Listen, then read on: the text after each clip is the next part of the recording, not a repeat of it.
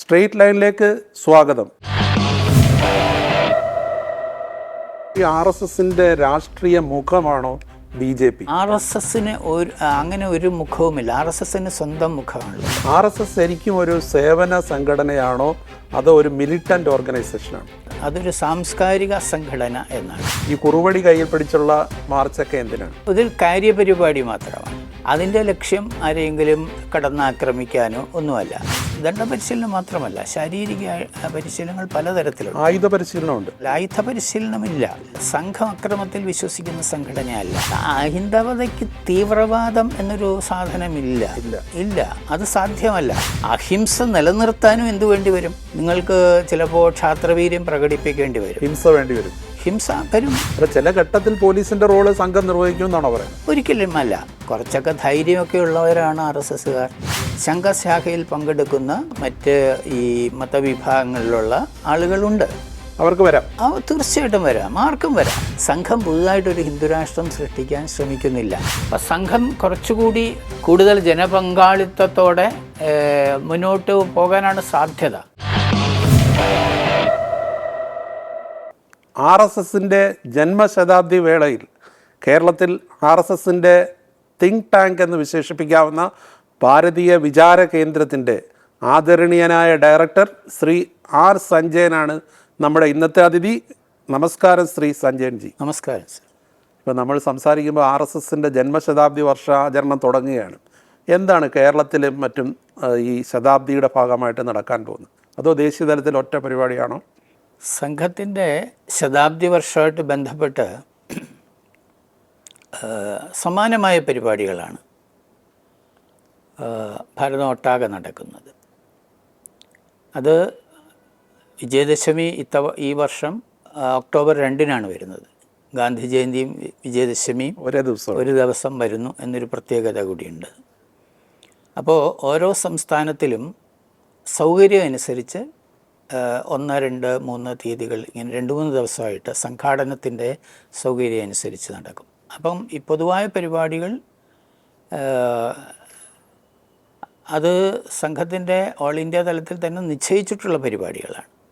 എല്ലാ വർഷവും വിജയദശമി സ്ഥാപക ദിനം എന്ന നിലയ്ക്ക് നമ്മുടെ 2 സംഘത്തിലെ 6 ഉത്സവങ്ങളുണ്ട്. ഉത്സവങ്ങൾ ആഘോഷിക്കാറുണ്ട് ശാഖ കേന്ദ്രീകരിച്ച്.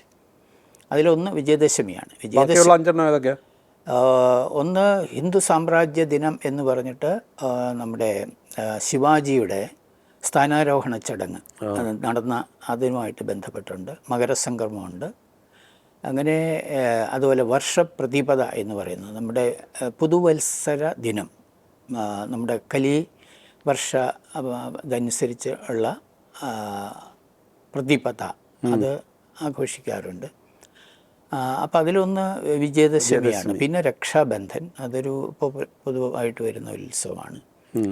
അപ്പം ഈ സ്ഥാപക ദിനം എന്ന നിലയ്ക്കും പരമ്പരാഗത ഉത്സവം എന്ന നിലയ്ക്കും വിജയദശമി വളരെ പ്രധാനപ്പെട്ട ഒരു കാര്യമാണ്. വിജയദശമിയോടനുബന്ധിച്ച് നാഗപൂരിൽ നടക്കുന്ന വിജയദശമി സമ്മേളനത്തിൽ സർസംഘാലകൻ്റെ പ്രഭാഷണം, ശ്രീ മോഹൻ ഭാഗവത്തിൻ്റെ അദ്ദേഹത്തിൻ്റെ പ്രഭാഷണം, അദ്ദേഹം അല്ലെങ്കിൽ മുൻപുള്ള സർസംഘാലകന്മാരും, അത് വളരെ പ്രധാനപ്പെട്ട ഒരു സംഘത്തിൻ്റെ നയപരമായിട്ടുള്ള കാര്യങ്ങളും സമകാലിക വിഷയങ്ങളും ഒക്കെ പരാമർശിച്ചുകൊണ്ടുള്ളൊരു പ്രസംഗമായിരിക്കും. കേരളത്തിൽ ഈ പറയുന്ന എല്ലാ വർഷവും നടക്കുന്ന വിജയദശമി ഉത്സവത്തിൻ്റെ ഭാഗമായി നടക്കുന്ന സാംഘികം എന്നാണ് പറയുന്നത്. എന്ന് വെച്ചാൽ വലിയ സമ്മേളനം എന്ന് ആണ് എൻ്റെ അർത്ഥം. പിന്നെ ഇതാണ് റൂട്ട് മാർച്ച്, പദസഞ്ചലനം എന്ന് പറയുന്നു. അത് പൂർണ്ണ ഗണവേഷത്തിൽ പോരും.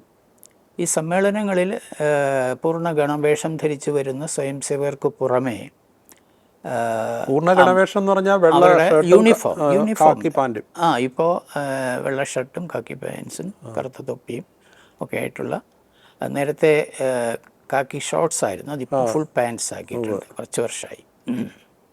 അത് കൂടാതെ പിന്നെ ഗ്രഹസമ്പർക്ക പരിപാടി അത് വിജയദശമിയോട് ഈ ശതാബ്ദിയോടനുബന്ധിച്ച് കുറേ വിശേഷാൽ പരിപാടികൾ ഓൾ ഇന്ത്യ തലത്തിൽ തന്നെ നിശ്ചയിച്ചിട്ടുണ്ട്. മാർച്ചിൽ സംഘത്തിൻ്റെ ഓൾ ഇന്ത്യ പ്രതിനിധിസഭ വരും. ആ പ്രതിനിധിസഭയിൽ പുതിയ തീരുമാനങ്ങൾ വരും. 2026 വിജയദശമി വരെ ഉണ്ട് ആഘോഷ പരിപാടി. ഇപ്പം നിശ്ചയിച്ച പരിപാടികൾ ഒന്ന് ഈ വിജയദശമി ആഘോഷമാണ്. അത് ഇത്തവണ കുറച്ചുകൂടി താഴത്തെ ലെവലിലാണ് പരിപാടി നടക്കുന്നത്. അത് ലെവൽ എന്ന് പറഞ്ഞാൽ മണ്ഡൽ ലെവലിലേക്ക് പോകുന്നു. മറ്റേ നേരത്തെ ഇപ്പം ഖണ്ഡെന്നാണ് പറയുന്നത്, നേരത്തെ താലൂക്ക് എന്നാണ് പറഞ്ഞുകൊണ്ടിരുന്നത്. അപ്പോൾ താലൂക്ക് തലത്തിലോ ജില്ലാ തലത്തിലോ ആയിരുന്നു ഈ റൂട്ട് മാർച്ചും സാംഘികമൊക്കെ നടക്കുന്നത്. ഇത്തവണ അത് കുറച്ചുകൂടി താഴോട്ട് പോകുന്നു. അപ്പോൾ കൂടുതൽ സ്വയം സേവകരുടെ പങ്കാളിത്തം ഉറപ്പാക്കുക എന്നത് ആണ് അതിൻ്റെ ഒരു ലക്ഷ്യം. RSS എന്ന് പറയുന്ന ഒരു ഇപ്പോൾ 100 വർഷം പിന്നിടുക ഏതൊരു സംഘടനയെയും സംബന്ധിച്ച് വളരെ സുപ്രധാനമാണ്. RSS ശരിക്കും ഒരു സേവന സംഘടനയാണോ അതോ ഒരു മിലിറ്റൻ്റ് ഓർഗനൈസേഷനാണ്? സംഘത്തെക്കുറിച്ച് നമുക്ക് മൊത്തത്തിൽ പറയാവുന്നത് അതൊരു സാംസ്കാരിക സംഘടന എന്നാണ്. അങ്ങനെയാണെങ്കിൽ ഈ വിമർശകർ ആരോപിക്കുന്ന പോലെ ഈ കുറുവടി കയ്യിൽ പിടിച്ചുള്ള മാർച്ചൊക്കെ എന്തിനാണ്? അത് ഒരു കാര്യപരിപാടി മാത്രമാണ്. അതൊരു മിലിറ്റൻസിയുടെ ഭാഗമല്ല. അത് സംഘശാഖയിൽ നടക്കുന്ന പരിശീലനങ്ങളുടെ ഒരു ഭാഗമാണ് ദണ്ഡ പരിശീലനം. അതിൻ്റെ ലക്ഷ്യം ആരെയെങ്കിലും കടന്നാക്രമിക്കാനോ ഒന്നുമല്ല, ആത്മവിശ്വാസം കൊടുക്കുക എന്നുള്ളതാണ്. ആളുകൾക്ക് ആത്മവിശ്വാസം വേണം. അത് ഒരു വ്യക്തികളെ സംഘത്തിൻ്റെ ശാഖ എന്ന് പറയുന്നത് വ്യക്തിത്വ രൂപീകരണത്തിൻ്റെ ഒരു മൂശയാണ്, അതൊരു സാധനാ സ്ഥലമാണ്. അതിന് ഈ ദണ്ഡ പരിശീലനമൊക്കെ ആവശ്യമാണോ? അതിന് ദണ്ഡ പരിശീലനം എന്ന് പറയുന്നത് ഇപ്പം നമുക്ക് ആത്മവിശ്വാസം ലഭിക്കുന്നത് പല രീതിയിലാണ്. ദണ്ഡ പരിശീലനം നടത്തിക്കൊണ്ട് ഒരാൾക്ക് ആത്മവിശ്വാസം വരണമെന്നില്ല. സംഘത്തിൻ്റെ ശാഖയിൽ നടക്കുന്ന കാര്യക്രമങ്ങളെല്ലാം സാമൂഹികമായ കാര്യക്രമമാണ്. അവിടെ പ്രാർത്ഥന ചൊല്ലുന്നത് പോലും സാമൂഹികമായിട്ടാണ്. അപ്പോൾ ഒന്ന് സാമൂഹികത എന്നതാണ്, രണ്ട് അച്ചടക്കം എന്നതാണ്. അച്ചടക്കം എന്ന് പറയുമ്പോൾ നമ്മുടെ നമ്മൾ ഫിസിക്കൽ കൾച്ചർ എന്ന് പറയുമല്ലോ. മനസ്സിൻ്റെ അച്ചടക്കമുണ്ട്, ശരീരത്തിൻ്റെ അച്ചടക്കമുണ്ട്. മനസ്സിൻ്റെ അച്ചടക്കത്തിലൂടെയാണ് ശരീരത്തിന് അച്ചടക്കം സാധിക്കുന്നത്. ചഞ്ചലമായ ഒരു മനസ്സിന് ദൃഢമാക്കാൻ വേണ്ടിയാണ് സാധിക്കില്ല. അപ്പോൾ ഈ പരിശീലനങ്ങളെല്ലാം ദണ്ഡ പരിശീലനം മാത്രമല്ല, ശാരീരിക പരിശീലനങ്ങൾ പലതരത്തിലുണ്ട്. ആയുധ പരിശീലനമുണ്ട്. ആയുധ പരിശീലനം അതിന് പറയേണ്ട കാര്യമല്ല. ആയുധ പരിശീലനം ഇല്ല. പക്ഷേ ഇത്തരം പരിശീലനം നേടുന്നവർ ഒരു ആത്മവിശ്വാസം വർദ്ധിപ്പിക്കാൻ വേണ്ടിയാണെങ്കിലും മറ്റുള്ളവരെ ആക്രമിക്കാൻ അത് ഉപയോഗിക്കരുതെന്ന് സംഘം പറയുന്നു. തീർച്ചയായിട്ടും ഉണ്ട്. സംഘം അക്രമത്തിൽ വിശ്വസിക്കുന്ന സംഘടനയല്ല. ഇപ്പോൾ നമുക്കിപ്പോൾ ഈ കേരളത്തിൻ്റെയൊക്കെ പശ്ചാത്തലത്തിലൂടെ രാഷ്ട്രീയ സംഘർഷം ഉണ്ടല്ലോ എന്ന് പറയാം. പക്ഷേ അത് കേരളത്തിൻ്റെ മാത്രം പ്രതിഭാസമാണ്. ചില സംസ്ഥാനങ്ങളിൽ ഇപ്പോൾ തമിഴ്നാട്ടിൽ ചില ഇസ്ലാമിക തീവ്രവാദികളുമായി അവർ സ്വയം സേവകരെ ആക്രമിച്ചിട്ടുള്ള സംഭവങ്ങളൊക്കെ ഉണ്ടായിട്ടുണ്ട്. മറ്റ് സംസ്ഥാനങ്ങളിലേക്ക് പോകുമ്പോൾ, ഭൂരിപക്ഷം സംസ്ഥാനങ്ങളിലേക്ക് പോകുമ്പോൾ RSS ആരുമായിട്ട് ഒരു സംഘർഷമില്ല. പൊതുവെ വിമർശകർ പറയുന്നത് രണ്ട് തരം ഇപ്പം ഇസ്ലാമിക തീവ്രവാദം ഒരു ഭാഗത്തെങ്കിൽ ഹൈന്ദവ തീവ്രവാദം പൊളിറ്റിക്കൽ നറേറ്റീവാണ്. അതൊരു പൊളിറ്റിക്കൽ നറേറ്റീവ്, അതുമായിട്ടൊന്നും ഒരു ബന്ധമില്ല. ഹൈന്ദവ തീവ്രവാദത്തിന്റെ തലപ്പത്ത് നിൽക്കുന്ന RSS അല്ലേ? അത് അഹിന്ദവതയ്ക്ക് തീവ്രവാദം എന്നൊരു സാധനമില്ല. ഇല്ല, അത് സാധ്യമല്ല. കാരണം അത് അഹിംസയിൽ അടിസ്ഥാനപരമായി അഹിംസയിൽ വിശ്വസിക്കുകയാണ്. അഹിംസ നിലനിർത്താനും എന്തു വേണ്ടി വരും? നിങ്ങൾക്ക് ചിലപ്പോൾ ക്ഷാത്രവീര്യം പ്രകടിപ്പിക്കേണ്ടി വരും, ഹിംസ വരും. അത് ഇതാണ് അതിലോ നമുക്ക് ഈ പറയുന്ന ആപദ്ധർമ്മം എന്ന നിലയ്ക്ക് നമുക്ക് സമാധാനം സ്ഥാപിക്കാൻ. ഇപ്പോൾ പോലീസുകാരൻ ആക്രമിക്കുന്നതല്ലേ, ക്രമസമാധാനം നിലനിർത്താൻ നമ്മൾ ചിലരെ ഏൽപ്പിച്ചിരിക്കുകയാണ്. ചില ഘട്ടത്തിൽ പോലീസിന്റെ റോള് സംഘം നിർവഹിക്കുമെന്നാണോ പറയുന്നത്? ഒരിക്കലുമല്ല. അതിൻ്റെ ആവശ്യം വരുന്നില്ല. ഇനി അങ്ങനെ ഒരു സാഹചര്യം വരുന്നു, ജനങ്ങൾ ആവശ്യപ്പെടുന്നു എന്ന് പറയുമ്പോൾ നിയമപാലകന്മാർ, അത് കേരളത്തിൽ തന്നെ എനിക്ക് ഉദാഹരണം പറയാൻ സാധിക്കും. സംഘ സ്വയംസേവകർ രംഗത്തിറങ്ങി മാർച്ച് നടത്തി അല്ലെങ്കിൽ ജാഥ നടത്തി മുന്നോട്ട് പോകുമ്പം മാത്രമേ പോലീസ് ആക്ട് ചെയ്തിട്ടുള്ളൂ. ചില സംഭവങ്ങളുടെ സമയത്ത് പോലീസ് നിഷ്ക്രിയരായി നിന്നു. അങ്ങനെ ഒരു അവസരം വന്നാൽ എന്തും നേരിടാനുള്ള ഒരു പരിശീലനം സംഘത്തിന്റെ നേരിടാനുള്ള പ്രശ്നം എന്ന് പറയുമ്പോൾ അതിലൊരുപാട് തെറ്റിദ്ധാരണ വരാൻ സാധ്യതയുണ്ട്. സ്വയം സേവകർ എല്ലാ തരത്തിലുള്ള കർമ്മ രംഗങ്ങളിലും പ്രവർത്തിക്കാനുള്ള ഒരു അടിസ്ഥാന പരിശീലനം അവർക്കുണ്ട്.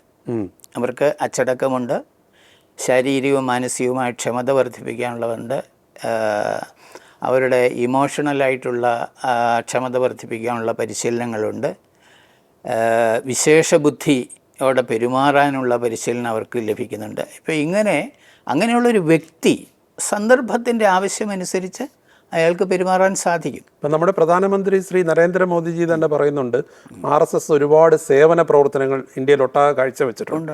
പക്ഷേ കേരളത്തിലേക്ക് വരുമ്പോൾ അതനുസരിച്ചൊരു വളർച്ച RSSന് നേടിയെടുക്കാൻ കഴിഞ്ഞിട്ടുണ്ടോ? കേരളത്തിൽ ഇപ്പോൾ നമ്മുടെ സംഘത്തിൻ്റെ പ്രവർത്തനത്തിൽ ആരംഭകാലം മുതലേ സേവന പ്രവർത്തനമുണ്ട്. അപ്പം നമ്മൾ കേരളത്തിലെ സാഹചര്യം നോക്കുമ്പോൾ സംഘത്തിൻ്റെ ഒരു പ്രസൻസ് പ്രകടമായത് അടിയന്തരാവസ്ഥയ്ക്ക് ശേഷമാണ്. വലിയ വളർച്ചയുണ്ടായത് 80കൾക്ക് ശേഷമാണ്. യഥാർത്ഥത്തിൽ ഇവിടെ നമ്മുടെ സംഘത്തിൽ സേവ ഒരു പ്രത്യേക വിഭാഗമായി പ്രവർത്തിച്ചു തുടങ്ങിയത് 90കളുടെ തുടക്കത്തിലാണ്. 1989-90 കാലത്ത് സംഘസ്ഥാപകൻ്റെ ജന്മശതാബ്ദി വർഷമായിരുന്നു. അപ്പോൾ ഡോക്ടർ ഹെഡ്ഗവാറിൻ്റെ അദ്ദേഹത്തിൻ്റെ 100 വർഷം ഇതായിരുന്നു. അപ്പോൾ അതോടനുബന്ധിച്ച വലിയ ജനസമ്പർക്ക പരിപാടി ഉണ്ടായിരുന്നു, ഒരു സേവാനിധി ശേഖരണമൊക്കെ ഉണ്ടായി. അതോടുകൂടിയിട്ടാണ് ആ പ്രവർത്തനം ആരംഭിച്ചത്. ഇന്ന് കേരളത്തിൽ സേവാപ്രവർത്തനങ്ങളുണ്ട്. ഒരുപക്ഷെ കേരളത്തിൽ RSSന്റെ ഒരു മുഖം കണ്ണൂരിലെ സംഘർഷങ്ങളുമായി ബന്ധപ്പെട്ട്, അല്ലെങ്കിൽ അവിടെ നടന്ന കൊലപാതകങ്ങൾ, അതിൽ ഒരു ഭാഗത്ത് CPM ഉണ്ടെങ്കിൽ മറുഭാഗത്ത് RSS, ആ ഒരു മുഖമല്ലേ കൂടുതൽ ശക്തമായിട്ട് പ്രതിഫലിച്ചത് സമൂഹ മധ്യേ? അതിൽ വരാം. അതിനോട് എനിക്ക് ഒരു വ്യക്തമായ അഭിപ്രായം പറയാൻ സാധിക്കില്ല. കാരണം സംഘം 80കളിൽ അടിയന്തരാവസ്ഥയ്ക്ക് ശേഷം അതിൻ്റെ വളർച്ച പ്രകടമായി തുടങ്ങിയ കാലത്ത് ഈ CPMൻ്റെ ഭാഗത്ത് നിന്ന് കുറച്ചുകൂടി ഈ തീക്ഷ്ണമായ ആക്രമണ പരമ്പരകൾ ഉണ്ടായിട്ടുണ്ട്. അപ്പോൾ അത് സ്വാഭാവികമായും നേരത്തെ ഞാൻ പറഞ്ഞതുപോലെ കുറച്ചൊക്കെ ധൈര്യമൊക്കെ ഉള്ളവരാണ് RSSകാർ. അപ്പോൾ അതിനു മുമ്പിൽ പൂർണ്ണമായിട്ട് അങ്ങോട്ട് കീഴടങ്ങി കൊടുക്കാൻ അവർ തയ്യാറാകാത്ത സാഹചര്യത്തിലാണ് സംഘർഷം ഉണ്ടായത്. അല്ല, ഈ പരസ്പരം പണ്ട് പന്ത് കളി പോലെ അല്ലെങ്കിൽ ഫുട്ബോൾ പോലെ സ്കോറുകൾ ഒരു ഭാഗത്ത് ഒരാളെ കൊല്ലുന്നു, മറുഭാഗത്ത് വേറൊരാളെ കൊല്ലുന്നു. അന്നേരം ഈ അഹിംസയിൽ ഊന്നുന്ന ഒരു പ്രസ്ഥാനം ഹിംസയ്ക്ക് വലിയ പ്രാധാന്യം കൊടുത്തു പോയത് കൊണ്ടല്ലേ കേരളീയ മനസ്സിൽ വലിയൊരു സ്ഥാനം നേടിയെടുക്കാൻ പറ്റാതെ? അല്ല, അതൊരു കാലത്തിൻ്റെ പ്രശ്നം മാത്രമാണ്. സംഘത്തെ അടുത്ത് നിന്ന് മനസ്സിലാക്കുന്നവർക്ക് സംഘം അങ്ങനെ ഒരു അക്രമത്തെ പ്രോത്സാഹിപ്പിക്കുന്ന സംഘമാണെന്ന് തോന്നില്ല. അത് പുറത്തുള്ളൊരു പക്ഷേ ആ പെർസെപ്ഷൻ ഉണ്ടാവാം. കാരണം 2 തരത്തിലാണ്. ഇപ്പം സംഘം അങ്ങനെ ഒരു രാഷ്ട്രീയ പാർട്ടിയെ പോലെ പ്രചരണ രംഗത്ത് സജീവമായ അതുമല്ല. പല കാര്യത്തിലും സംഘം പ്രസ്താവനയായിട്ടൊന്നും പുറത്തു വരാറില്ല. അപ്പം സംഘത്തെക്കുറിച്ച് ഏകപക്ഷീയമായ പ്രചരണം രാഷ്ട്രീയ കാരണങ്ങളാൽ എതിരാളികൾ നടത്തുന്നുണ്ടാവും. അത്രയും പ്രചരണ സാമർഥ്യം ഒരുപക്ഷെ സംഘത്തിന് നേടാൻ സാധിച്ചിട്ടുണ്ടാവില്ല. സംഘത്തിന്റെ പ്രവർത്തനം ഒരു മറഞ്ഞിരുന്നുള്ളതാണോ, അതോ ഓപ്പൺ പബ്ലിക്കിന്റെ മുന്നിലേക്ക് സജീവമായിട്ട് വരുന്നില്ലല്ലോ? അല്ല, അതിൻ്റെ പ്രശ്നം ഞാൻ നേരത്തെ പറഞ്ഞതുപോലെ സംഘ ആരംഭകാലം മുതൽ ഈ ഒരു പ്രചരണത്തിനെതിരായിരുന്നു, ഡോക്ടർജി എതിരായി. കാരണം ഇപ്പം നമ്മളൊരു വിദ്യാലയത്തിലിരുന്ന് പഠിക്കുന്നതിന് അവിടെ അധ്യാപകൻ വിദ്യാർത്ഥികളെ പഠിപ്പിക്കുക, കുട്ടികൾ അവിടെ അവൈലബിൾ ആവുക എന്നുള്ളതാണല്ലോ പ്രധാനം. അല്ലാതെ അവിടെ പബ്ലിസിറ്റി എന്തിനാണ്? അപ്പം സംഘത്തിൻ്റെ അടിസ്ഥാന പ്രവർത്തനം ശാഖാപ്രവർത്തനമാണ്. അതൊരു കാര്യപദ്ധതിയാണ്. അതിലൂടെയാണ് വളരുന്നത്. സംശയം എന്താണ്? അതാണല്ലോ സംഘത്തിൻ്റെ അടിസ്ഥാനം. സംഘത്തിൻ്റെ പ്രവർത്തനം, മൗലിക പ്രവർത്തനം എന്ന് പറഞ്ഞാൽ ശാഖ, അത് മനുഷ്യനിർമ്മാണ പ്രവർത്തനമാണ്. മാൻ മേക്കിംഗ് മിഷൻ എന്നാണ് അതിന് പറയുന്നത്. അല്ലെങ്കിൽ ക്യാരക്ടർ ബിൽഡിംഗ് ആയിട്ടുള്ള ഒരു പ്രോസസ്സാണ്. കേരളം ഒരു നാനാജാതി മതസ്ഥരുടെ സൗഹാർദ്ദത്തിൽ കഴിയുന്ന ഒരു സംസ്ഥാനമാണ്. അന്നേരം ഈ സംഘത്തിന്റെ ശാഖാ പ്രവർത്തനത്തിൽ ഇതര ജാതി അല്ലെ ഹൈന്ദവത അല്ലെ ഹിന്ദുത്വം അതിനപ്പുറം മറ്റ് അന്യജാതി മതസ്ഥർക്ക് പ്രവേശനമുണ്ടോ? അവരെ കൂടെ ഇതിലേക്ക് ആകർഷിക്കാൻ നോക്കുന്നുണ്ടോ? അല്ല, ആകർഷിക്കാൻ പ്രത്യേക പരിശ്രമം ചെയ്യുന്നൊന്നുമില്ല. പക്ഷേ സംഘശാഖയിൽ പങ്കെടുക്കുന്ന ഈ പറയുന്ന മറ്റ് ഈ മതവിഭാഗങ്ങളിലുള്ള ആളുകളുണ്ട്. അവർക്ക് വരാം, തീർച്ചയായിട്ടും വരാം, ആർക്കും വരാം. അങ്ങനെ ഒരു വേർതിരിവില്ല ഈ സംഘശാഖയിൽ. അങ്ങനെ ഇല്ല. അവർ വന്നാൽ തീർച്ചയായിട്ടും സ്വീകരിക്കും. കാരണം സംഘശാഖ എന്ന് പറയുന്നത് അതൊരു കാര്യപദ്ധതിയാണ്. ഇപ്പം നമ്മളൊരു പാഠ്യപദ്ധതിയുമായിട്ടൊരു ക്ലാസ്സിലിരിക്കുമ്പോൾ അവിടെ ഒരു കുട്ടി വരുമ്പോൾ ആ ക്ലാസ്സിൻ്റെ കാര്യപദ്ധതിയിലാണ് അയാൾ പങ്കെടുക്കുന്നത്. എന്ന് പറയുന്ന പോലെ ശാഖ എന്ന് പറയുന്ന 1 മണിക്കൂർ പറയുന്ന ഒരു കാര്യപദ്ധതിയാണ്. അതിൽ ദേശഭക്തി ഗാനങ്ങളുണ്ട്, പ്രാർത്ഥനയുണ്ട്, ശാരീരിക വ്യായാമങ്ങളുണ്ട്, യോഗാസനമുണ്ട്, പദസഞ്ചലനം എന്ന് പറയുന്ന ഈ പറയുന്ന റൂട്ട് മാർച്ചിൻ്റെ എല്ലാം അതിൻ്റെ അതൊക്കെ ഉണ്ടാവും. അപ്പോൾ ഇതെല്ലാം കൂടെ ചേർന്ന് അത് കഴിഞ്ഞ് പ്രാർത്ഥനയോട് പിരിയുന്ന ഒരു പ്രക്രിയയാണ് ഇത് നടക്കുന്നത്. ഈ ഗണഗീതം എന്ന് പറയുന്ന RSSന്റെ മാത്രമാണ്. ഗണഗീതം എന്ന് പറഞ്ഞാൽ അതിൻ്റെ അർത്ഥം അത് വലിയ വിവാദങ്ങളിൽ എപ്പോഴും പെടുന്നുണ്ട്. ഒരുപാട് തെറ്റിദ്ധാരണകളുണ്ട്. കാരണം സംഘം അതിൻ്റെ പദാവലിയിൽ ഒരുപാട് സംസ്കൃത പദങ്ങളാണ് ഉപയോഗിക്കുന്നത്. കാരണം ഓൾ ഇന്ത്യയിൽ പ്രവർത്തിക്കുന്നതാകുമ്പോൾ ഒരു കോമൺ ലാംഗ്വേജ് എന്ന നിലയ്ക്ക് സ്വീകരിച്ചിരിക്കുന്നത്. ഹിന്ദി സ്വീകരിച്ചില്ല. ഹിന്ദി എന്ന് പറയുന്നത് അത് ആലോചിച്ച് ചെയ്തതായിരിക്കാം. കാരണം സംസ്കൃതം സ്വീകരിച്ചപ്പോൾ അതൊരു സവർണ ചിന്തയുടെ ഭാഗമായിട്ട് പോലും വിമർശിക്കപ്പെട്ടു. സവർണ ചിന്തയുടെ ഭാഗമാണ് സംസ്കൃതം എന്നൊക്കെ പറയുന്നത്. ഒരു തരം തെറ്റായ നെറേറ്റീവുകളാണ് എന്ന് അങ്ങനെയുള്ള ആഖ്യാനങ്ങൾ ഉണ്ടാക്കിയെടുക്കുകയാണ്. ഇപ്പം നമ്മുടെ കേരളത്തിലെ തന്നെ പരമ്പരാഗതമായിട്ട് സംസ്കൃത പണ്ഡിതന്മാരെ നോക്കൂ. ഞാൻ പേരുകൾ ഇപ്പോൾ പറയാൻ ഉദ്ദേശിക്കുന്നില്ല. അവരൊക്കെ ഈ സോക്കോൾഡ് സവർണ വിഭാഗമൊന്നുമല്ല. നമ്മുടെ വൈദ്യന്മാരായിട്ടുള്ളവരായാലും സംസ്കൃത പണ്ഡിതന്മാരായിട്ടുള്ളവരും ഒക്കെ ആ നിലയ്ക്കല്ല. അതൊക്കെ സൃഷ്ടിച്ചെടുക്കുന്ന ഒരു ഇതാണ്. ഒരുപക്ഷെ സംസ്കൃതത്തിൽ ഊന്നിയത് കൊണ്ടായിരിക്കത്തില്ലേ സാധാരണക്കാരിൽ നിന്ന് അകന്നു പോയത്. സാധാരണക്കാരുടെ പദങ്ങൾ ഉപയോഗിക്കാന്ന് പറയുന്നത് ഈ ശാഖയിലെ ആജ്ഞകളൊക്കെ മാത്രമാണ്. അതൊരിക്കൽ ഇംഗ്ലീഷ് പദങ്ങൾ ആയിരുന്നു ഉപയോഗിച്ചിരുന്നത്. അത് കഴിഞ്ഞപ്പോൾ മഹാരാഷ്ട്രയ്ക്ക് പുറത്തേക്ക് പോയ സമയത്ത്, കാരണം സംഘത്തിൽ പാടുന്ന പ്രാർത്ഥന പോലും ഹിന്ദിയും മറാഠിയും ചേർന്നിട്ടുള്ളൊരു പ്രാർത്ഥനയായിരുന്നു. പക്ഷേ സമാനമായ ആശയങ്ങളൊക്കെ സ്വീകരിച്ച് 1900 നടന്ന ഒരു കുറേ ദിവസം നടന്ന ഒരു യോഗത്തിൽ വലിയ ചർച്ചയ്ക്ക് ശേഷം അത് സംസ്കൃതത്തിലേക്ക് ആശയങ്ങൾ കൊടുത്തു, സംസ്കൃതത്തിലേക്ക് പ്രാർത്ഥനയായി. ഇപ്പോൾ സംസ്കൃതത്തിലുള്ള പ്രാർത്ഥനയാണ് സംഘത്തിലുള്ളത്. ഒരു വരി അതിൽ ഭാരത് മാതാ കി ജയ് എന്നുള്ള ഒരു ഹിന്ദി ആഹ്വാനമുണ്ടാകും. ബാക്കി സംസ്കൃത പ്രാർത്ഥനയാണുള്ളത്. അത് കാരണം മഹാരാഷ്ട്രയ്ക്ക് പുറത്തേക്ക് പോകുമ്പോൾ ഈ മറാഠിയും ഹിന്ദിയും ചേർന്ന പ്രാർത്ഥന മതിയാവില്ല എന്നുള്ള ഒരു ചിന്തയിൽ നിന്നാണ് അത് വന്നിട്ടുള്ളത്. ഇപ്പോൾ ഈ RSSന്റെ രാഷ്ട്രീയ മുഖമാണോ BJP, ഭാരതീയ ജനതാ പാർട്ടി?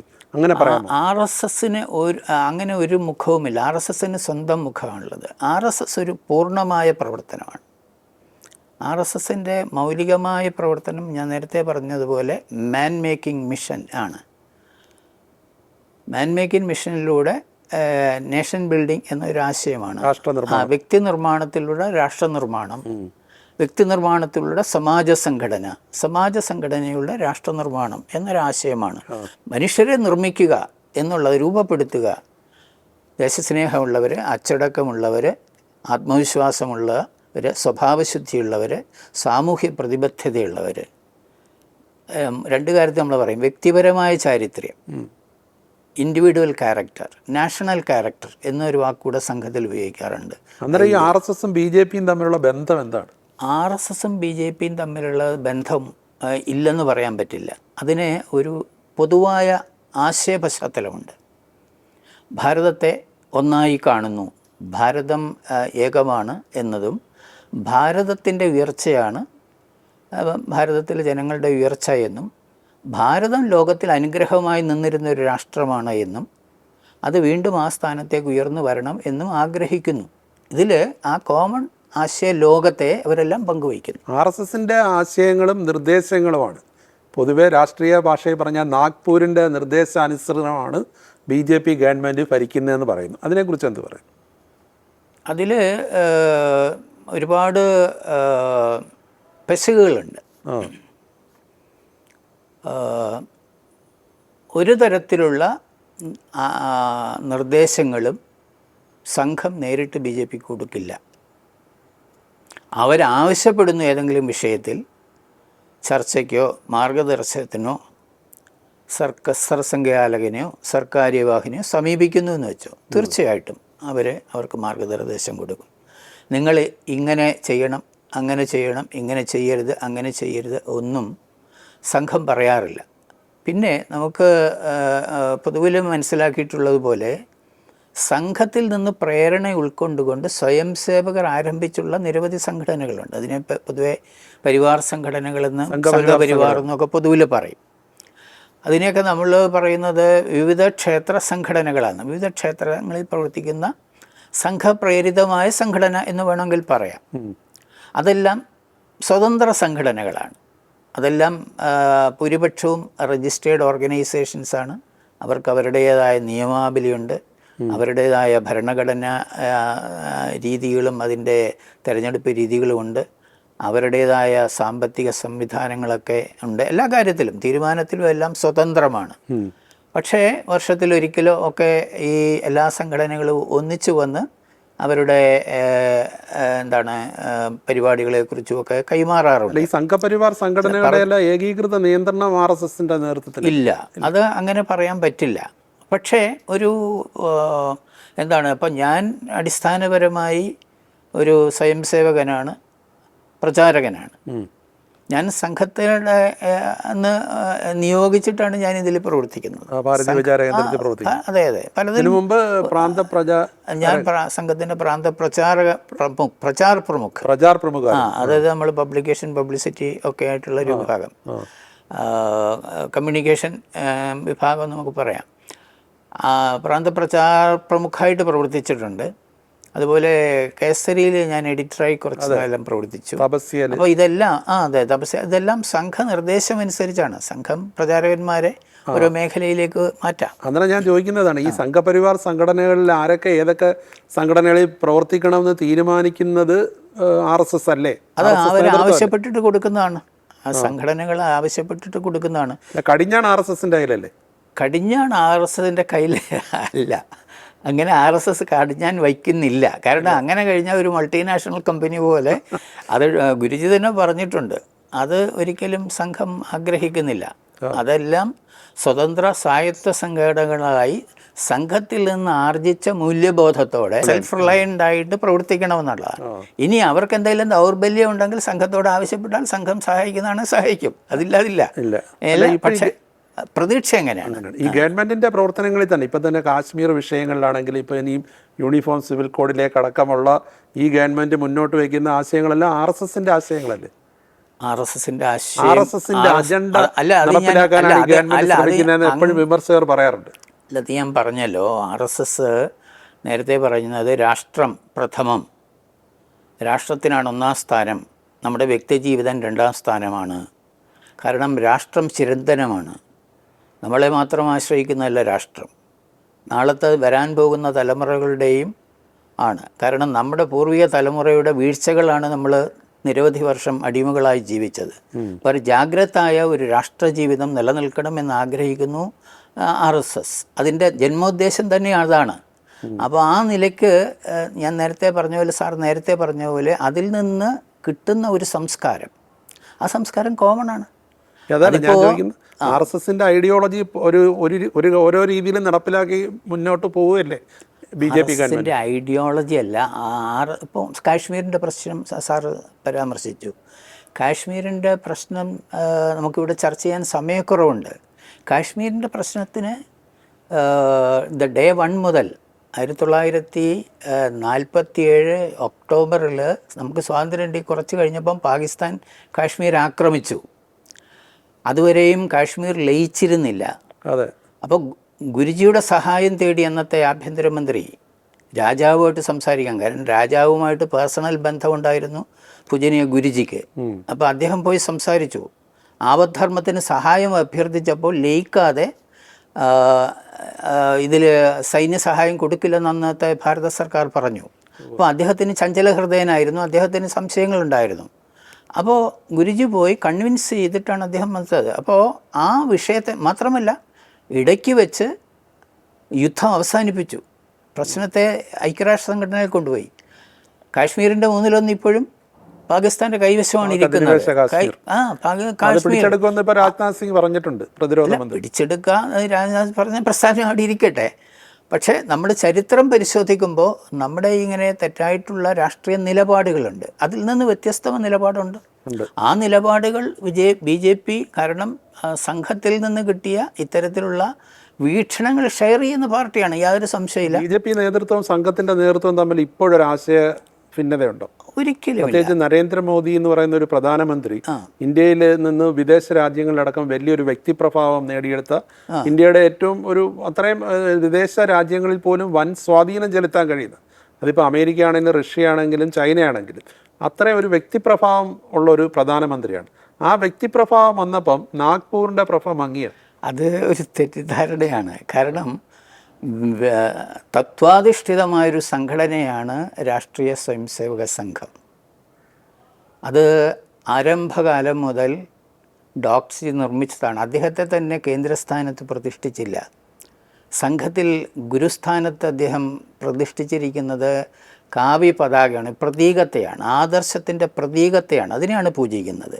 വ്യക്തികളെ, ഒരു ചരിത്ര ഒരു സമകാലിക വ്യക്തിയെയും അദ്ദേഹം ഗുരുസ്ഥാനത്ത് പ്രതിഷ്ഠിക്കാൻ ആഗ്രഹിച്ചില്ല. അദ്ദേഹത്തിൻ്റെ ആരാധനാപാത്രമായിരുന്നു ഛത്രപതി ശിവജി. പക്ഷേ ശിവജിയെ പോലും അല്ല അദ്ദേഹം ആരംഭം. കാരണം രാഷ്ട്രം ചിരന്തനമാണ്. അതിനൊരു വ്യക്തിക്ക് അതിൻ്റെ മധ്യത്തിൽ കയറിയിരുന്ന് ഞാനാണ് ഇതിൻ്റെ ഗുരുവെന്ന് പറയാൻ പറ്റില്ല.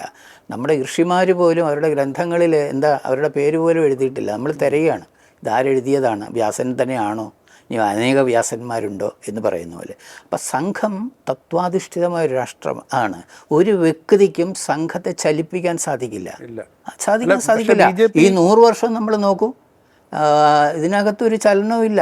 അത് ഒരേ രീതിയിൽ മുന്നോട്ട് സഞ്ചരിക്കും. കാരണം എന്താ, അവിടെ വ്യക്തിക്ക് പ്രാധാന്യമുണ്ട്, പക്ഷേ വ്യക്തിക്ക് അപ്രമാദിത്വം അവിടെ കൽപ്പിക്കില്ല. BJPയുടെ വിജയത്തിന് വേണ്ടി അല്ലല്ല, മറ്റൊന്ന് പറഞ്ഞത് നമ്മുടെ പ്രധാനമന്ത്രിയുടെ വ്യക്തിപ്രഭാവമാണ്. അദ്ദേഹം രാഷ്ട്രത്തെ മൊത്തത്തിൽ രാജ്യത്തെയാണ് നയിക്കുന്നത്. ആ രാജ്യത്തെ നയിക്കുമ്പോൾ അദ്ദേഹത്തിന് നേരത്തെ പറഞ്ഞ പല പ്രധാനമന്ത്രിയെക്കാരിൽ കൂടുതൽ ആത്മവിശ്വാസം ലഭിക്കാനുള്ള സാഹചര്യങ്ങളുമുണ്ട്. നമുക്കറിയാം, വർത്തമാനകാലത്ത് അതുണ്ട്. തീർച്ചയായിട്ടും അദ്ദേഹം പ്രചാരകനുമായിരുന്നു. പൂർണ്ണസമയ പ്രവർത്തകൻ. ഒരിക്കലും ഉണ്ടാവില്ല. കാരണം അദ്ദേഹം ഈ സർസംഘചാലക എന്ന് പറയുന്ന സംഘത്തിൻ്റെ സർസംഘാലക എന്ന് പറയുന്നത് അതൊരു ഒരു ഗൈഡ് ആൻഡ് ഫിലോസഫർ എന്നുള്ള നിലയ്ക്കാണ്. സംഘത്തിൻ്റെ പരമാധികാരി എക്സിക്യൂട്ടീവ് ഹെഡ് എന്ന് പറയുന്ന സർക്കാർ വിഭാഗമാണ്. തിരഞ്ഞെടുക്കപ്പെടുന്ന ആളാണ് സർക്കാർ. 3 വർഷം കൂടുമ്പം പുതിയ ആൾ തിരഞ്ഞെടുക്കുകയാണ്. ദത്താത്രേയ ഹൊസബാളേജിയാണ്. അപ്പോൾ ഞാൻ പറഞ്ഞത്, സംഘത്തിലെ ഒരു ട്രഡീഷൻ ഉണ്ട്. സർസംഘാലക് എന്ന് പറയുമ്പോൾ സർസംഘാലിനോട് അഭിപ്രായം ചോദിച്ചു. സർസംഘാലിന് പരമോന്നത അധികാരി അദ്ദേഹമല്ലേ RSSന്റെ? പരമോന്നത അധികാരി എന്ന് പറയുമ്പോൾ മോറൽ ഹെഡ് സർസംഘാലാണ്. എക്സിക്യൂട്ടീവ് ഹെഡ് സർക്കാര്യവാഹാണ്. യഥാർത്ഥത്തിൽ ഇപ്പൊ ഇങ്ങനൊരു വിമർശകർ ഇങ്ങനെ വിമർശനം ചോദ്യം വരാൻ കാരണം തന്നെ കഴിഞ്ഞ പാർലമെന്റ് തെരഞ്ഞെടുപ്പിൽ UP വലിയ തിരിച്ചടി നേരിട്ടു. അത് RSS ഒന്നും ഒരു സജീവമാകാതെ ഒരു മുന്നറിയിപ്പ് കൊടുത്തതാണെന്നുള്ളൊരു വിമർശനം വന്നു.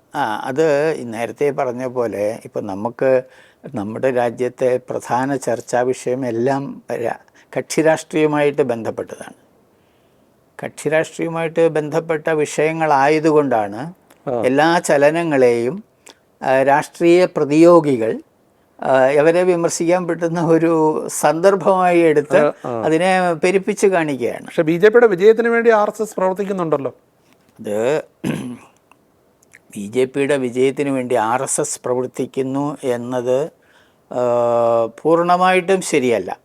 കാരണം തെരഞ്ഞെടുപ്പ് പ്രചരണത്തിന് പോകാത്തവരും ഒരു തെരഞ്ഞെടുപ്പിലും മത്സരിക്കാത്തവരുമായ ഒരുപാട് പേര് സംഘത്തിലുണ്ട്. സ്വയംസേവകർക്ക് സ്വാതന്ത്ര്യമുണ്ട്. അവർക്ക് ഏത് രാഷ്ട്രീയ പാർട്ടിക്കും പ്രവർത്തിക്കാം. അതിന് ഒരു ഇതുമില്ല. സ്വയംസേവർ ഇന്ന പാർട്ടിയിൽ പ്രവർത്തിക്കണമെന്നോ ഇന്ന പാർട്ടിയിൽ പ്രവർത്തിച്ചുകൂടെന്നോ സംഘം നിർദ്ദേശിക്കാറില്ല. കഴിഞ്ഞ പ്രാവശ്യം സർസംഘാലക് പറഞ്ഞത് എല്ലാവരെയും കൊണ്ട് നിങ്ങൾ വോട്ട് ചെയ്യിക്കണം എന്നാണ്. എല്ലാവരെ കൊണ്ട് വോട്ട് ചെയ്യിക്കണം എന്ന് മാത്രമാണ് അദ്ദേഹം പറഞ്ഞത്.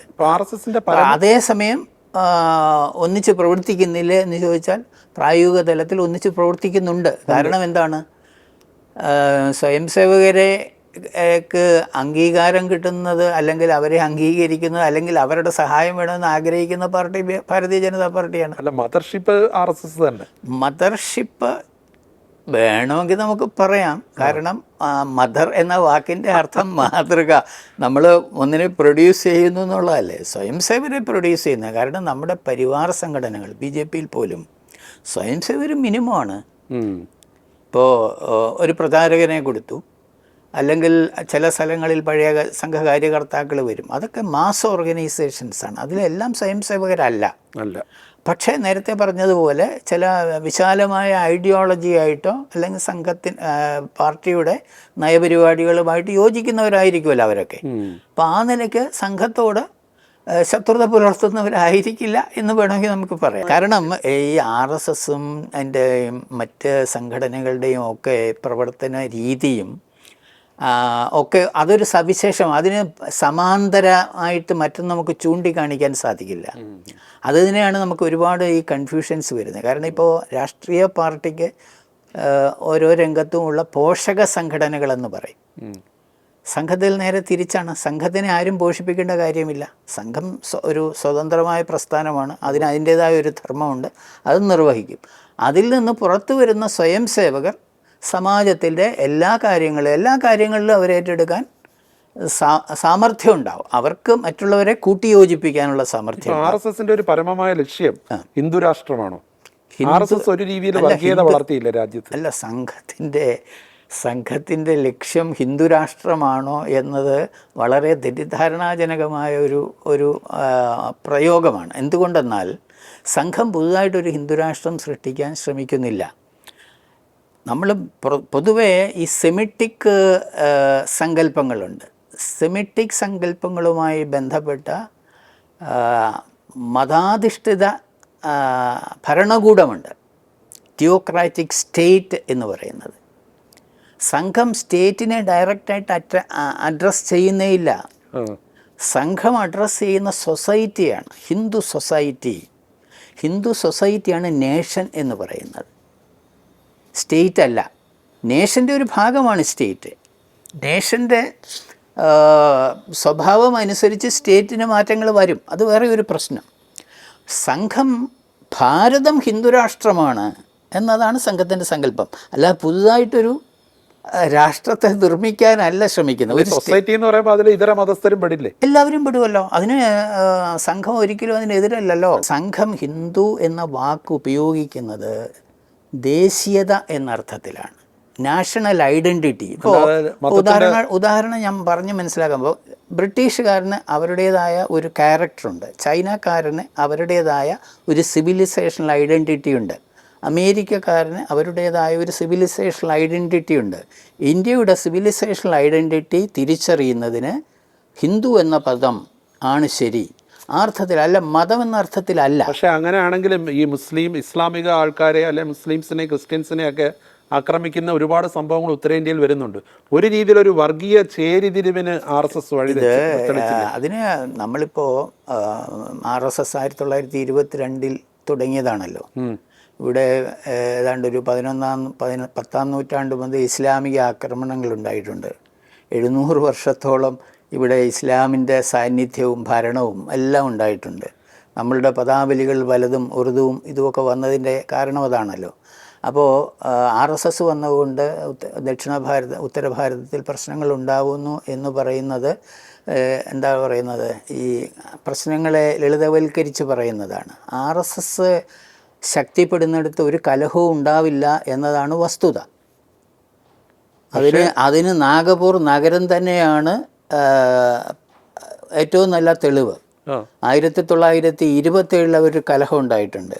അതിനുശേഷം നാഗപൂർ നഗരത്തിൽ ഒരു വർഗീയ കലാപവും ഉണ്ടായിട്ടില്ല. കാരണം അത് സംഘത്തിന് ശക്തിയുള്ളൊരു സ്ഥലമാണ്. സംഘത്തിന് ശക്തിയുള്ള സ്ഥലങ്ങളിൽ കലാപം ഉണ്ടാവില്ല. കലാപം ഉണ്ടാവുന്നതും ഉണ്ടാക്കുന്നതും രാഷ്ട്രീയ കാരണങ്ങളാണ്. അതിന് പിന്നിൽ രാഷ്ട്രീയ ഗൂഢശക്തികളായിട്ട് രാഷ്ട്രീയക്കാർ പ്രവർത്തിക്കും.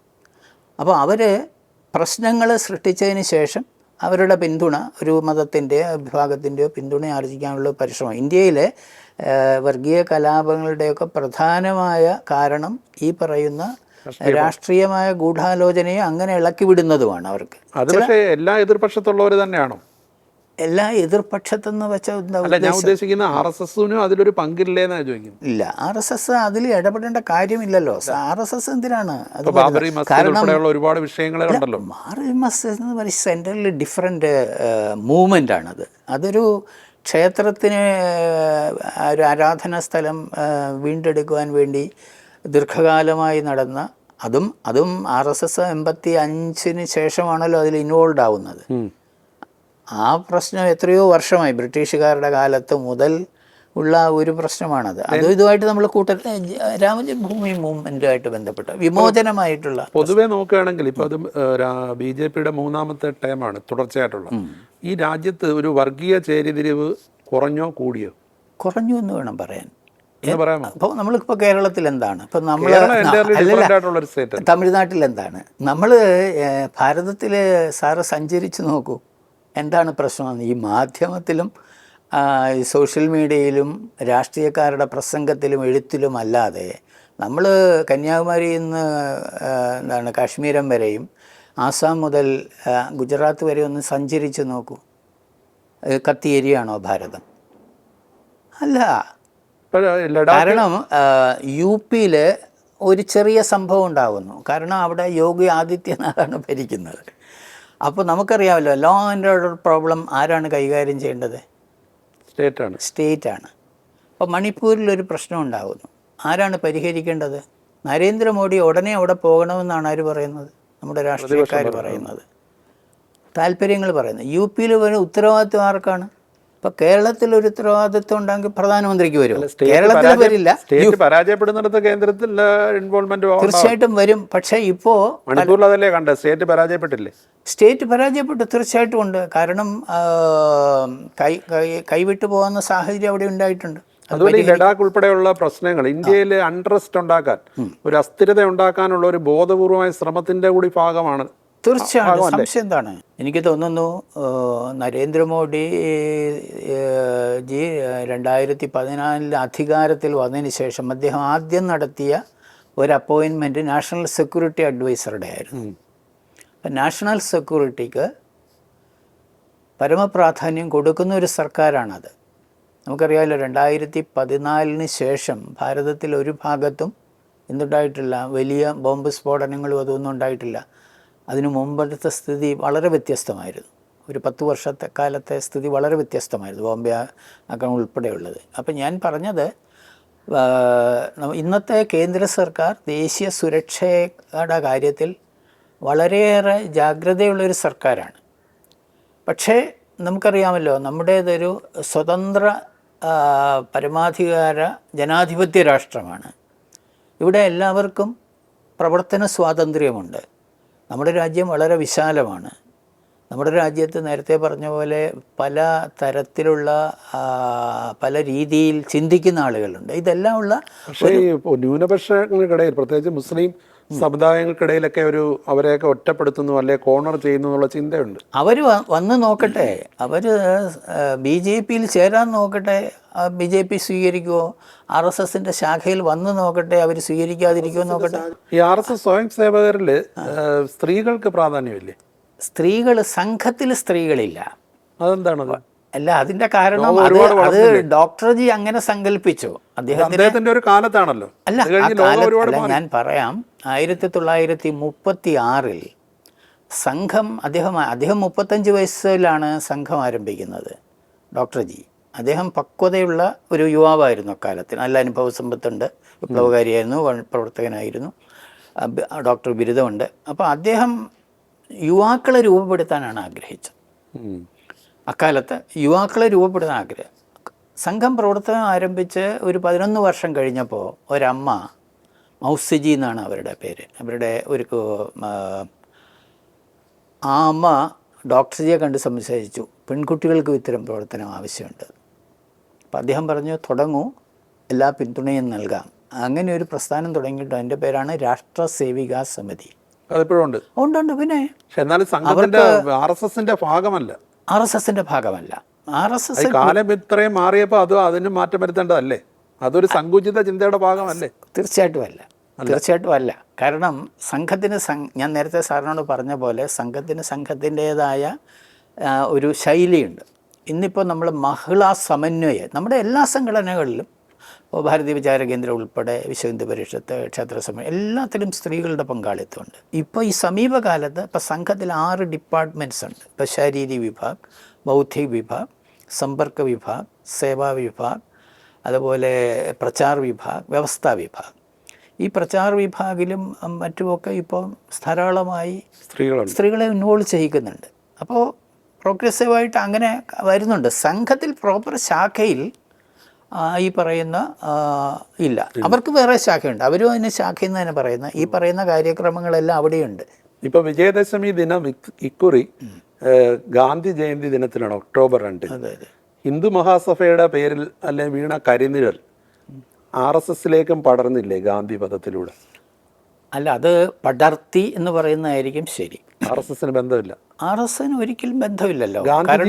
ഗാന്ധിജിയെ വിസ്മൃതിയിലേക്ക് മാറ്റാൻ RSS ശ്രമിക്കുന്നുണ്ട്. ഗാന്ധിജിയുടെ ഇതിനെ മറച്ചു വയ്ക്കാൻ നോക്കുന്നു. നേരെ തിരിച്ചാണ്. സവർക്കറെ നേരത്തെ തിരിച്ചാണ്. ഗാന്ധിജിയുടെ മൂല്യങ്ങൾ പലതും ഉൾക്കൊള്ളുന്ന പ്രസ്ഥാനം RSS മാത്രമാണ്. പക്ഷേ സവർക്കർ സംശയാസ്പദമായ ഈ കേസിൽ ബന്ധപ്പെട്ട ആളാണ്. അദ്ദേഹത്തിനെ കോടതി വെറുതെ വിട്ട് അദ്ദേഹത്തിന്റെ പേര് പങ്കില്ലെന്നൊക്കെ പറഞ്ഞെങ്കിലും എന്നും സംശയത്തിന്റെ ഒരു മുനയിൽ നിൽക്കുന്നു. സവർക്കർ, ഞാൻ നേരത്തെ പറഞ്ഞ പോലെ സവർക്കർ ഈ ആശയമണ്ഡലവുമായി സംഘത്തിന് ബന്ധമുണ്ട് എന്ന് നമുക്ക് തീർച്ചയായിട്ടും പറയാം. കാരണം അദ്ദേഹം ഒരു ഹിന്ദുത്വ ആശയത്തിൻ്റെ വക്താവായിരുന്നു. പക്ഷേ RSSൻ്റെ തലവനോ RSSൻ്റെ നേതാവോ ഒന്നുമല്ല സാവർക്കർ. RSSന് നിരവധി രാഷ്ട്രപുരുഷന്മാരെ സംഘം ആദരിക്കുന്നു. ഗാന്ധിജി ആദരിക്കുന്നു, സാവർക്കറെ ആദരിക്കുന്നു, തിലകനെ ആദരിക്കുന്നു. ഗാന്ധിയും സവർക്കറെ ഒരേ അല്ലല്ല, എന്തിനാ അവരെ രണ്ടാക്കണം? അവർ രണ്ടുപേരും 2 കാലഘട്ടങ്ങളിൽ പ്രവർത്തിച്ചവരാണ്. 100-ാം വർഷത്തിൽ എത്തുമ്പോൾ ഇനി എങ്ങനെയാണ് മുന്നോട്ട് RSS എന്നൊരു എന്താണ് പറയുന്നത്, അതിൻ്റെ ഒരു ചരിത്ര യാത്രയിൽ ഒരു ഘട്ടത്തിലെത്തിയിരിക്കുകയാണ്. അപ്പം സംഘം കുറച്ചുകൂടി ഒരു വിശാലമായി കൂടുതൽ ജനപങ്കാളിത്തത്തോടെ മുന്നോട്ട് പോകാനാണ് സാധ്യത. കാരണം കഴിഞ്ഞ ഒരു ദശകമായിട്ട് സർസംഘ്യാലക് അദ്ദേഹം ധാരാളമായി പൊതുജനങ്ങളുമായിട്ട്, പ്രത്യേകിച്ചും പ്രബുദ്ധ ജനങ്ങളുമായിട്ട് സംവദിച്ചു കൊണ്ടിരിക്കുന്നുണ്ട്. ജനപങ്കാളിത്തത്തിലേക്ക് കൂടുതൽ വരാനുള്ള സാധ്യതയാണ് കാണുന്നത്. കൂടുതൽ സാധ്യതയുണ്ട്. കാരണം കഴിഞ്ഞ കുറച്ച് വർഷമായി സർസംഘ്യാലക് നമ്മുടെ സംഘടനാ പ്രവർത്തനം കുറച്ചുകൂടി വേഗതയിലാക്കണം. കാരണം സംഘത്തിൻ്റെ സാന്നിധ്യം കുറച്ചുകൂടെ ഉണ്ടാവണം എന്ന് അദ്ദേഹം പറയുന്നുണ്ട്. അപ്പോൾ സംഘത്തിൻ്റെ സ്വാധീനം കുറച്ചുകൂടി വിപുലപ്പെടുത്താൻ സമൂഹത്തിൽ സംഘം ആഗ്രഹിക്കുന്ന ഒരു പരിവർത്തനം സമൂഹത്തിൽ ഉണ്ടാവാൻ കുറച്ചുകൂടി സംഘം മുന്നോട്ട് പോകണം, സംഘടനാപരമായിട്ട് മുന്നോട്ട് പോകണമെന്ന് അദ്ദേഹം പറയുന്നുണ്ട്. അപ്പോൾ സംഘം എന്താണോ പറയുന്നത് അത് ഏറ്റെടുക്കാൻ സന്നദ്ധരായിട്ടുള്ള വലിയൊരു മനുഷ്യശക്തി, ഒരു ഡിപ്പെൻഡബിൾ മാൻ പവർ സംഘത്തിനുണ്ട് എന്നതാണ് സംഘത്തിനും രാഷ്ട്രത്തിനും ഉള്ള ഏറ്റവും വലിയ ഒരു ഒരു ഉറപ്പ് എന്ന് എനിക്ക് പറയാം. ഭാരതാംബയെ ചൊല്ലി ഒരു വലിയ വിവാദം സംസ്ഥാനത്ത് ഉണ്ടാകുന്നുണ്ട്. പ്രത്യേകിച്ച് സംസ്ഥാന ഗവർണർ ഈ ചിത്രം രാജ്ഭവനിൽ വെക്കുകയും അതുമായി ചൊല്ലി എന്ത് പറയാം? അല്ല, ഗവർണർ രാജ്ഭവനിൽ പരിപാടിയിൽ ഭാരതാംബ വച്ചതിനെക്കുറിച്ച് എനിക്ക് അഭിപ്രായം പറയാൻ സാധിക്കില്ല. വയ്ക്കണമെന്നോ വയ്ക്കണ്ടെന്നോ ഞാൻ പറയില്ല. പക്ഷെ ഭാരതാംബ എന്നത് ഒരിക്കലും ഒരു തർക്ക വിഷയമാവരുത്. നമുക്ക് ഒരു മാതൃഭക്തി നമ്മളുടെ രക്തത്തിലുള്ളതാണ്. മാതാഭൂമി പുത്രോഹം പൃഥ്വിയാഹ എന്നത് അഥർവവേദത്തിലുമാണ്. ഭൂമി എൻ്റെ അമ്മയാണ്, ഞാനതിൻ്റെ പുത്രനാണ് എന്നുള്ള ഒരു പ്രാർത്ഥന അക്കാലം മുതലേ ഉള്ളതാണ്. അപ്പം നമ്മൾ ഭൂമിയെ തൊട്ട് വന്ദിക്കാറുണ്ട്, ഇല്ലേ? ഭൂമി പൂജ ചെയ്യാറുണ്ട്. പാദസ്പർശം ക്ഷമസ്വമേ എന്ന് പറയാറുണ്ട് രാവിലെ. അങ്ങനെ പ്രാർത്ഥിക്കുന്നവരുണ്ട്. വിഷ്ണുപത്നി നമസ്തുഭ്യം പാദസ്പർശം ക്ഷമസ്വമേ എന്ന് പറയുന്നുണ്ട്. അപ്പോൾ ഭാരതത്തെ ഒരു കല്ലും മണ്ണും ആയിട്ടല്ല നമ്മൾ കണക്കാക്കുന്നത്. ഇത് ഋഷിമാരുടെ ഭൂമിയാണ്. ഓരോ തരി മണ്ണിലും തപോധനന്മാരുടെ ഒരു ഇതുണ്ട്, സാന്നിധ്യമുണ്ട് എന്ന് വിശ്വസിക്കുന്ന ഒരു മണ്ണാണിത്. മണ്ണിലും വലിയ മനുഷ്യരും ചെറിയ മനുഷ്യരും ഈ മണ്ണിൽ വന്ന് പിറക്കും.